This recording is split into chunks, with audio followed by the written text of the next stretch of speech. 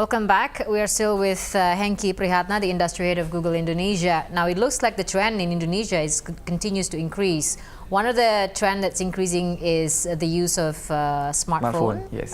Penetration in Indonesia. And not only that, I see here your research also other indications such as the length of time which they use their smartphone also has increased. Exactly. I think this is a direct effect of their online shopping, because it takes a while for you to browse, yes, to do a bit of research, as you say, initial research of the product in the first place, and then going back to the app. So, and how has this affected businesses, for instance? Of course, it affects so much because more and more, like in our research, it shows that more than 2 hours minimum, like people spend their time on smartphone, right? Like you mentioned just now that a lot of people now doing research. Like, okay, if you're looking at the funnel, like the purchase funnel, it starts with research, evaluate, and decide or purchase. Exactly.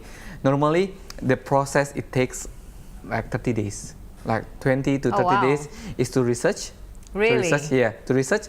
They're gonna research like new shoes, right? For example, new shoes. So it affects the business as well. As a business, right? They need to be there, right? When users look for something regarding the brands or product services, they need to be there. In the moment that matters is very important. And then 15 days to like 10 days, right? They start to evaluate. They're gonna check the price, you know. They're gonna check the price, how much, which one is cheaper. They're gonna compare. And the last one is purchase. Normally in the purchase, they're gonna directly, okay, which one is like discount, which one is cheaper as well. So as a business, it's very important, you know, to be always on in all funnel, because our users actually always on, because we are online, right? While we are sleeping, while the business they are sleeping, right? Stop. Exactly, it does not stop. So now, while the penetration increases, the usage time on smartphone increases, this also means that public's trust, not just on the device, but the application, the online system has also increased. Exactly, also increased. So we can see now, okay, first I mentioned a lot of people now spend their time on smartphone, but now a lot of people now they spend on mobile apps.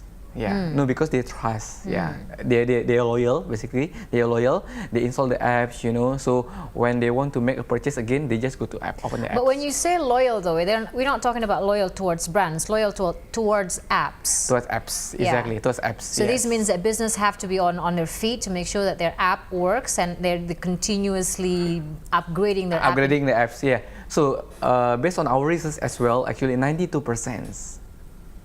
Customers will buy the product if they can easily navigate the apps. Or mobile site. 90%. Or mobile site. It's about UI UX. So that's why UI UX also is very important in this business.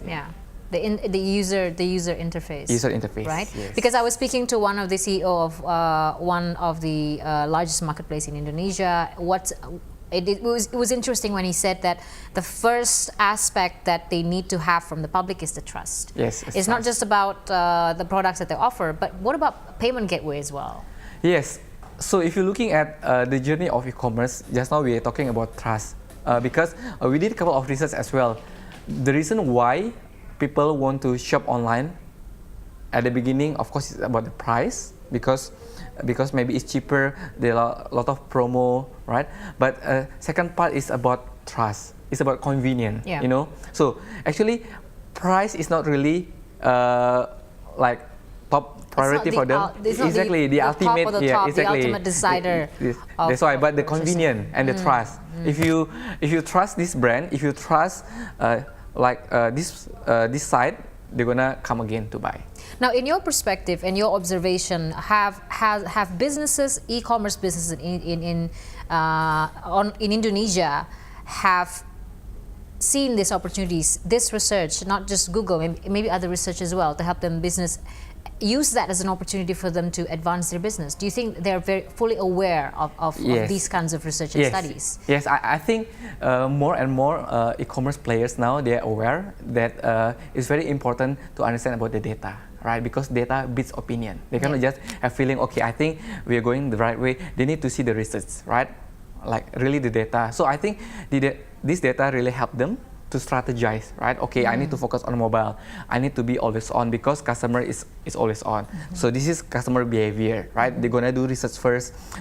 Now Indonesia customers, they are more like actually galau, you know. They can easily swing if wishy-washy about, and which is what we say, going back to loyalty. It's not exactly. about the brand, but it's about which app or which company that grabs their attention the first. Yes. Okay. Yeah. So it's very interesting. It's easy for them to switch from one marketplace to the other, depending on what they need at the just time. One click away. Yeah, just one click away. Correct. Yeah, one just click away. That's a switch. And to answer your question as well regarding like a payment, right? It's very important for the payment as well because there are 5 factors actually for e-commerce to grow in Indonesia. Based on our research, we launched another research Google with Temasek last time. So basically, first is like we discussed about user trust. Second is about a payment. The third one is about logistics. Logistics is very important as well, since Indonesia is not like India or China or US, which is like one big continent. Indonesia is like archipelago. Yeah. You got 70,000 islands, so logistics matters. Yeah. And then it's about talents as well. Yeah. And the last one is about infrastructure. So 5 things very important. And how do you think have businesses in Indonesia mitigate the logistics issue here in terms of delivery, making sure that their products get in time, or that there's not too much cost that's being put into it? How have they responded to that? Yeah, so now from my experience, the past 3 years in terms of logistics, like Indonesia has been growing very drastically in terms of improvement, because now I mentioned we got 17,000 islands. Now a lot of way they improve in terms of logistics. You know, right? Online sharing is growing as well. So some of them use the online sharing, you know, to send the logistic.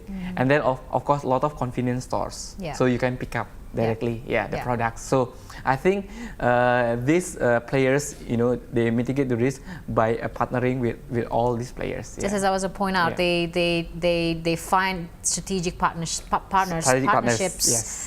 In terms of getting their products into their customers. Even now, like Post Indonesia, is in the game now. I understand they are in the game because Post Indonesia, it's a state firm. It's everywhere in the country. It's everywhere. That's why they have like really broad coverage. Correct. And so when we talk about e-commerce, we also talk about one of Jokowi administration's strategy in making sure digital economy. It's one of the hot, sexy topic that the administration, not just the administration, but I think this era is talking about.